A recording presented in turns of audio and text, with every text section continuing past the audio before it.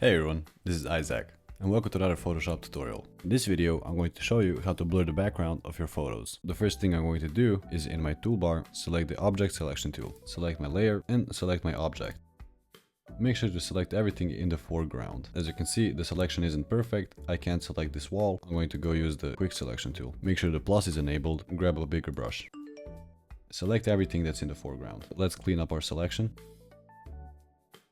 When you're happy with your selection, by pressing Command J or Control J on PC, duplicate the layer. And as you can see, we have our subject and our whole foreground.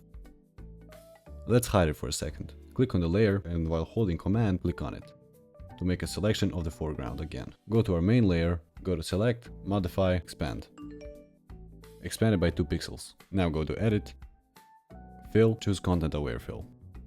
As you can see, the result is really bad, but it's crucial to make our background look nicer. Let's go unhide our foreground, unselect everything, select our background layer, go to Filter, Blur, Gaussian Blur. Now you can blur your image how much you want. When you're happy with how it looks, press OK. And that's it for this video. If you found this video useful, subscribe for more tutorials like this one. Check the description below for the links of all my socials, and if you have any questions or future video requests, leave them down in the comments below.